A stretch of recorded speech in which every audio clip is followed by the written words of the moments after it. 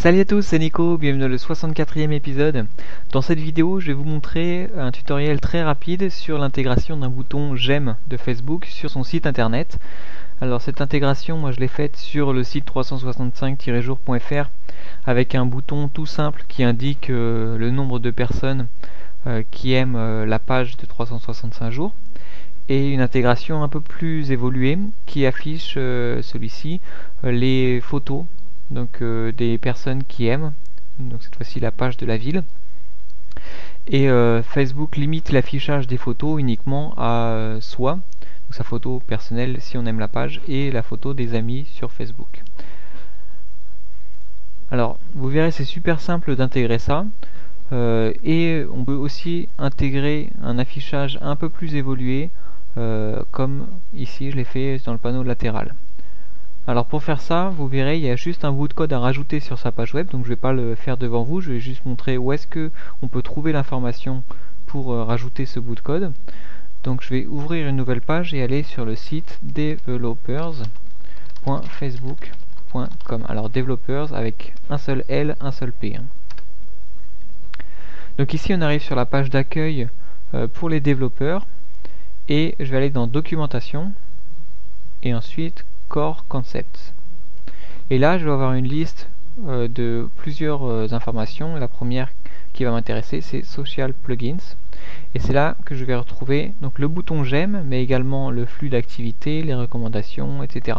Donc plein de choses que je vais pouvoir rajouter sur mon site et qui vont être très intéressantes du point de vue du partage des informations pour essayer de développer le trafic. Alors la première, c'est le bouton j'aime, donc c'est ce que je vais vous montrer aujourd'hui. Donc le bouton j'aime, on nous demande ici une URL qui sera reliée au bouton j'aime. Alors cette URL, je pourrais pu indiquer par exemple dans mon site 365-jour.fr l'URL de 365 jours directement.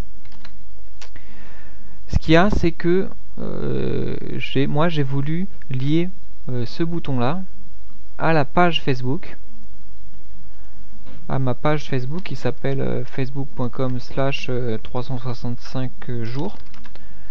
Donc ce que j'ai indiqué ici, c'est l'URL de ma page Facebook. Ce qui fait que quand une personne va venir sur mon site et aimer ici, cliquer sur le bouton like ou j'aime, ça va rajouter dans son mur, dans son flux d'actualité, que il aime le 365 jours, mais non pas le site, mais la page Facebook sur laquelle on va pouvoir retrouver toutes les vidéos et ou sur laquelle d'autres personnes vont pouvoir continuer à partager leurs avis. Alors c'est ça ici la petite astuce, c'est qu'on va pouvoir soit directement aimer un site, soit aimer une page Facebook, ou bien aimer directement un article. Donc voilà, ici on peut faire le choix, on peut proposer beaucoup de choses différentes. Ensuite, on va pouvoir définir le layout style, donc le format d'affichage. Donc le standard, c'est comme ceci. Boxcount, c'est une boîte qui va indiquer le nombre de personnes qui aiment, et celle-ci est différente avec l'affichage un peu plus gros. Donc là, on choisit si on affiche ou non les photos des gens. Donc sur 365 jours, j'avais décoché la case, et ici et dans Postal Code, je l'avais coché. On choisit la taille, la largeur. Ensuite, si c'est un bouton j'aime, ou alors plutôt je recommande, ou je partage. Et la police. Moi, à chaque fois je laisse la police par défaut. Et ensuite le jeu de couleurs. Alors j'ai utilisé sur le site mobile de Postal Code le jeu de couleurs dark, parce que ça allait mieux avec les tons sombres que j'ai utilisés, et sur tous les autres sites le jeu de couleurs light. Et ensuite je vais cliquer sur le bouton Get Code, et ici je vais avoir deux codes sources qui me sont présentés. Donc le premier c'est du iframe et le second du XFBML, qui est en fait un code créé par Facebook. Donc moi ce que je vais utiliser, ce que j'utilise à chaque fois, c'est du iframe. Donc je vais directement copier-coller de ce code là dans le code source de ma page, et ici est affiché la iframe. Donc une iframe, c'est en gros une petite boîte qui va chercher tout le contenu HTML affiché directement à partir d'un autre site. Et là, l'autre site, c'est facebook.com, une page spéciale dans Facebook. Donc voilà pour l'intégration, comme ça c'est super simple, il y a juste à faire un petit copier-coller. On peut aussi aller retourner sur Social Plugins et là rajouter un flux d'actualité. Voilà, donc là c'est pareil, il faudra définir un domaine, une police, etc. Donc à chaque fois, c'est ça l'idée, c'est qu'il faut reprendre le code qui nous est donné dans le getCode. Ce qui est très intéressant aussi, c'est de pouvoir rajouter tout un module de commentaires. Donc là, on pourra par exemple rajouter l'URL à commenter un article.